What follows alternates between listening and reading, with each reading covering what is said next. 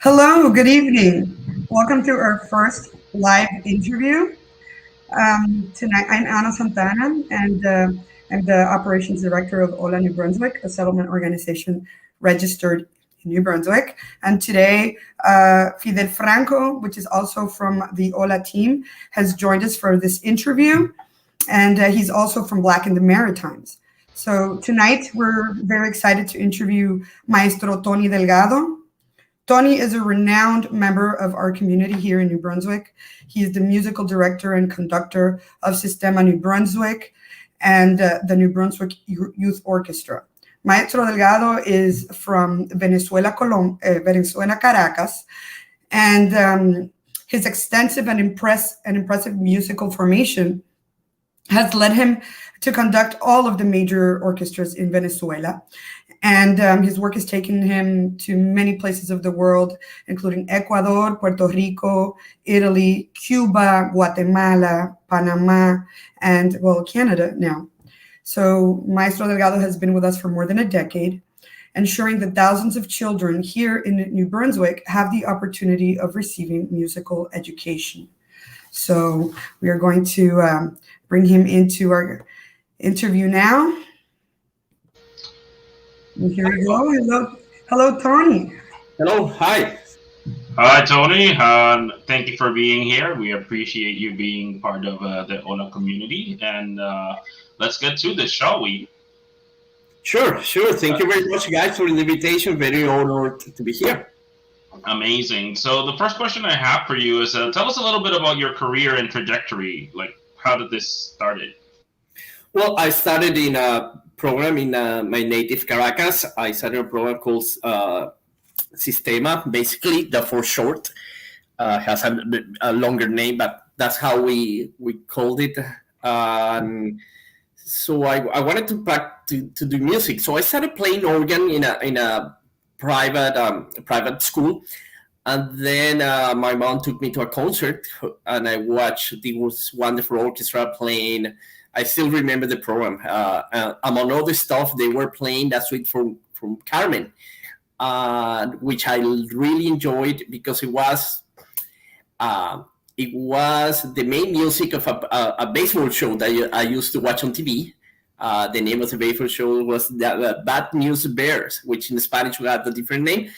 But it combined two of the things I love the most, baseball and music. And so I wanted to join the orchestra. So I went to one of these centers, started to studying and going through all the levels. Eventually, I got some support to go to England for summer courses in conducting, because that's what I started to enjoy the most. And yeah, so I started to get professional engagements here and there until I became the music director of the Teresa Carreño Theater in Caracas. And then now I'm here in New Brunswick after basically 12 years. Oh, wow, that's amazing. That's a pretty extensive thing. So let's talk about a little bit about like the Tony Delgado in Venezuela, like the family life, your life as a teenager, or as a man or a boy in Caracas. How was that like? Well, I come from let's call it like a popular neighborhood. I didn't have too many means. I was able to study music, or this kind of music, because it's this program that was implemented by the Venezuelan government, and because it was free, and pretty much everything was provided by the program as long as you work hard. And that's how I started in this. As I mentioned before, I used to, growing up, what I wanted to be, I wanted to be a baseball player, basically. Until I was 15, I had to make a decision because baseball is very competitive down there in Venezuela, and I decided to continue in music. So after I ended high school, I went to university to take a degree on orchestral conducting and violin. And yeah, so that's basically what I did in Venezuela, in Caracas. I basically did my entire life down there in Caracas. I went for 6 summer to England for conducting courses, and then as a guest conductor, I had the chance to go to other countries. But again, basically, the bulk of my professional career and life, when being a teenager, I always lived in Caracas. Oh wow, that's pretty cool. So you're a teenager in Caracas. You get in love with music. You go to England, get some education there, and now you're in New Brunswick. So, what is your family like here? Like in New Brunswick, how's the family and life here? My family is basically my wife and two boys. I have two kids, two children. Now my in-laws also live. My father, mother, and brother-in-law live here in very close to my house, by the way. But the rest of my family is still in Venezuela. Like all of my sister, nephews, and nieces. Okay. So that's fantastic to see how somebody grows up in another country and is then able to come here and do all of these great things that you are doing. So we have another question, Tony. So how did you come to work and live here in New Brunswick, and what was your arrival to the province like? Okay, so basically, when I was in Caracas working at the Teresa Carreño Theater, I started dating this beautiful ballet dancer, but she wanted to try other things in a different country. So she auditioned for a company in Canada. So that's how she ended up here in Moncton. We decided to keep the relationship, a long-distance relationship. So even before I moved to Canada, I was coming twice a year to Moncton, and she was going back to Venezuela 3 times a year. So we kept doing that for 3 years until I was approached by the people of the NBYO, of the New Brunswick Youth Orchestra, and that's how I was offered to come here first as a guest conductor, and at the same time working with a new Systema program that they started here for a month. And after that, I was offered if I wanted to move permanently and become the music director of the program. And when you arrived here, because Latin American countries, they're all different, but every country is different, every culture is different. So when you came here as a Latin American immigrant, what things surprised you more during those first years that you were here? What was something that was like absolutely incredible to you? Well, I think nobody's going to be surprised when I mention the winter. So it's a big change. It's a lot of snow, low temperatures, and the length of the winter is something that gets your attention immediately.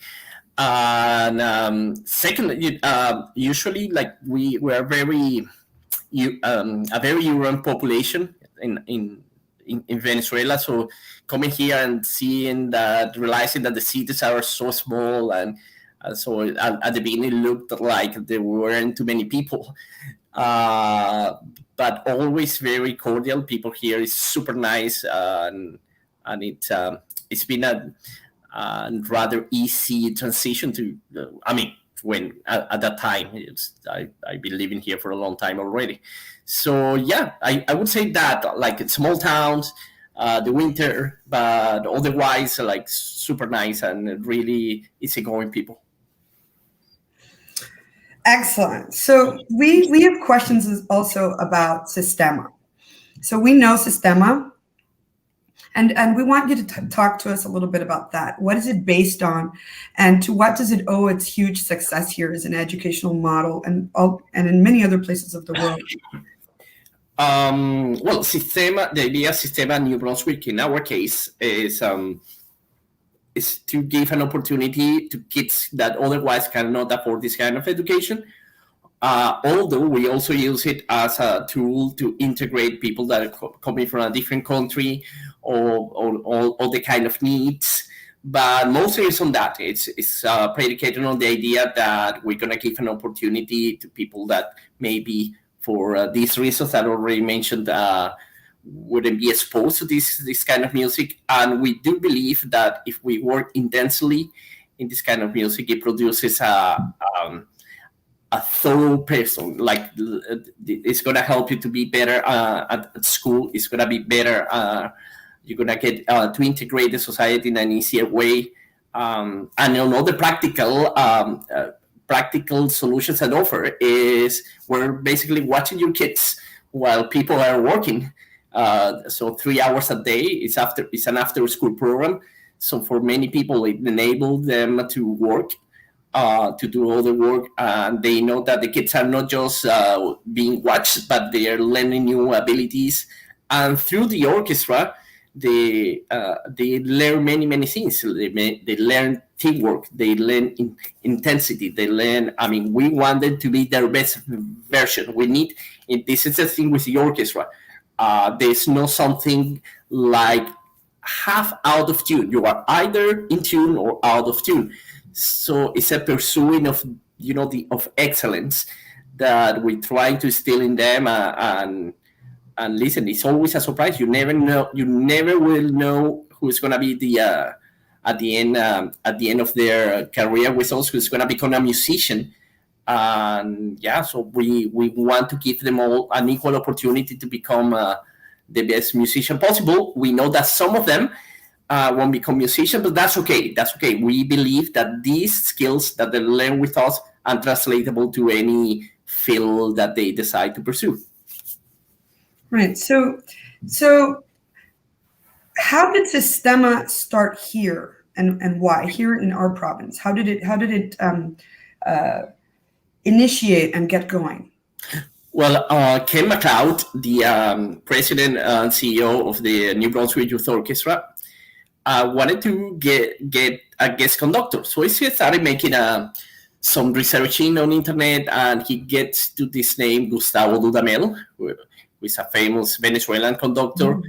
And he keeps researching, and he finds out about where Dudamel learned to be the music, and how he became a musician. So he finds out about the Venezuelan program Systema, and he wanted to learn more. So he actually went to Venezuela, and I had the opportunity to help him going around and all these things. And so he learned how the kids learn music there, and how intense it was a program, how intentional, and and it wasn't something that was in a corner just a little bit of time. No, it was, this is what we're gonna do for 3 hours every day, and we're gonna try to do your best. And I think that idea captivated him, because it's a way to reach for the orchestra, which already was doing well, to reach to more youth and to more young people, and also an opportunity to give this chance to learn to people that otherwise wouldn't be exposed to this music because they cannot afford it. I mean, here, as you well know, buy an instrument, have like private lessons every week. It might be pricey. So he noticed that, and he got really excited about this. After he visited, he went there, I think, early in the year, and that same summer, he started the program here with 50 kids, one teacher, and a lot of things to learn. But now, after 12 years or 13 years, it's paying off. It's been expanded. We have around 1,000 kids, almost 60 teachers, and we're in different places in New Brunswick. We have 9 centers already. Wow, that's a lot. That is a lot.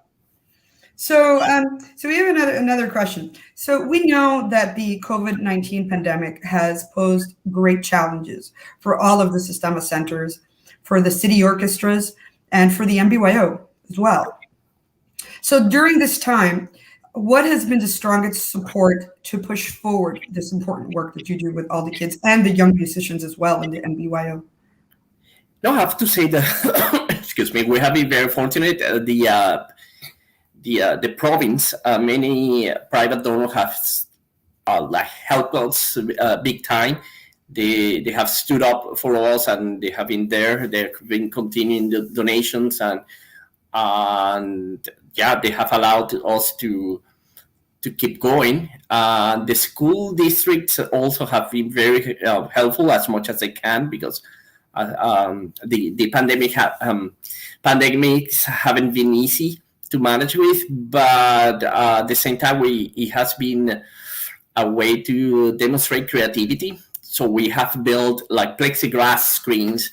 We bought in the States like special masks for wind instruments. We have a very strict protocol how to do teaching every day, and we have implemented a system of bubbles so we can determine if there's a case or something happened. We shut down one bubble. We don't have to close the entire center. We send the kids. We're trying to protect everybody. Yeah. So, and well, of course, in the most difficult times when everything is closed, we have been using internet as an option. We just were contacted by people in New York that are developing a new program called Forte. We are the first Canadian organization in trying this new program, and it has been super helpful because sound quality, it's very good. It's very good for teaching, and also because these kind of programs, like most communication system on the internet, they are designed for the human voice. But as soon as you play an instrument, you're out of that range and start sometimes failing. They designed this program especially for music, and they were very kind to contact us and offering this program for free. And that's how we have been facing these very difficult times. Oh wow! I gotta say, this is a pretty interesting conversation here, because I'm learning a lot about Systema and like the classical music in New Brunswick for children, which is, I think it's very, very important what you're doing. So I do have a question about, like, for you and the program and everything. Like, what other short-term, medium-term goals, or is there anything like national, international festivals that are on site? Well, right now, there are limitations and we always like to participate like in national tours or international competitions or events, but right now there are very, very serious limitations. So we're focusing more in continuing our music making here in New Brunswick. So next week we're gonna play at the Playhouse in Fredericton. And after that, a month after, we're going to be performing our two last concert of the seasons in St. John and Moncton. But yes, as soon as as the situation with the pandemics and traveling gets better, we expect to do all the other stuff in other parts of Canada, but also, why not, internationally. So hopefully the situation gets better and we can participate in these events. Yeah, hopefully it does get better and we don't have to do this virtual thing that we're all in different places. So hopefully that happens. But yeah, I think it's pretty cool that still, even if the kids get some time and you get some time to play, even if it's provincial, I think it's pretty important. So another question that I have, like, we're all immigrants here, and I want to ask you, as a Latin American immigrant, how do you feel being able to give so much back to the community in New Brunswick? But you're doing this monumental thing. So how does it feel to doing this monumental contribution in society here in New Brunswick? Well, I think, and I'm pretty sure you can relate to that. We also want to get back to the community. I personally feel really, really blessed to be here in New Brunswick. In the Maritime provinces, I think this is a great place. People here have been very welcoming with myself, with my family, and with the program. So everything we can do, we're gonna try to give back. And I think my way to give back is believing in the young people here. I believe in them. I think I always warn the parents, like, I'm not gonna be easy on your kids. I'm gonna be difficult because I believe in them. I'm gonna challenge them. And that's actually is a way to show respect to people, because I do believe that all of the kids that work every day, they are potential superstars. And that's what I believe wholeheartedly, and I try to work in that way every day. So yeah, there's I gonna ask them to do their best, and I can say about myself that I've been lucky because some of them are in the best universities in Canada, some of them are winning competitions, and I'm pretty sure this is going to continue. Amazing. I think that every time Tony says that he's tough on the kids, tough on discipline, and I have a big smile, I think he knows. I think he knows why I'm smiling, because one of my children is at the MBYO and did all of the Systema program as well, and I know because our family has lived through it, and I'm also probably the most disoriented mom. Every time that we have to drive somewhere that's very, very far away in the province, I think that Tony can count on me on calling. I'm lost. Please help me. So it's so I have another question. So in your experience living here, how have you seen change in development since you first arrived to the province? Well, especially here in Moncton, like society, like it's more open. It was always welcoming. I cannot complain. But I feel there's a little bit more of understanding, which it's normal. I mean, you have to get to you have to expose yourself to people so they know what you're doing, of what we do, and yeah. So I think we're creating a following, and again, there is a better understanding. We have done, and one of the strategies we have been partnering with like popular musicians in the region. So this year, every concert we play with David Miles, who is a New Brunswicker, and is an amazing, incredible, world-class musician. I can't be prouder of playing with such a great musician and person. We have done the same with Misha Burger-Gosman, with the Set Sankan Sank, with many other pop groups and traditional musicians. And we want to do that because I don't believe that, this little strict line between what is classical and what is not. I think we can combine styles and make music together. So I believe that there is a little more understanding, and also the kids, when they started in the program, it was difficult for them to see what was in the future. Now our very young students, they know that okay, I want to go from the Mountain Youth, from the Systema Center to the Mountain Youth Orchestra, and then to MBYO, and then you want to be a principal and win a competition, and that's what we want for them, to have aspiration, to have this kind of motivation to do their best. And yeah, I think we do believe that that's what we provide, because not necessarily that they will become musicians, but they're gonna have this desire and belief that they can do very good. That's pretty much what we try to do. Yes,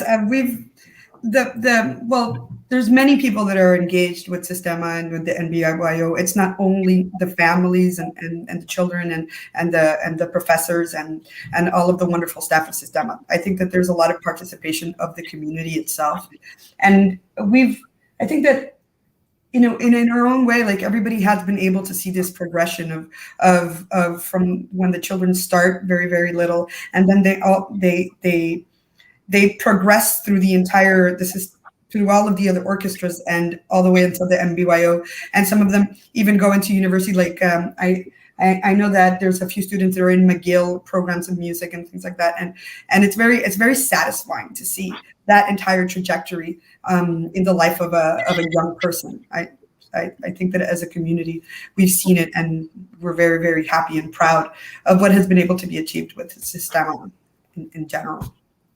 So, is there anything you would like to express to our viewers here in New Brunswick and also in Latin America? Because this broadcast is being transmitted in a few other platforms, including Venezuela. And is there anything that you would like to tell them before we have to go? Okay, no, for the people in Latin America, if they are thinking of making a new life in a different place, please consider New Brunswick. This is a great place. People here are welcoming. There's a lot to do and to create in this province. We are not super well known in other places, but it's a wonderful place. We even have a beach here 20 minutes away. So it's a great place, and it's difficult to believe, especially during the winter, that we have these wonderful beaches around. Also, for the people here in the province, what I want to say is support the young musicians. Come to our concerts. Follow us on our website or our media, Facebook, Instagram.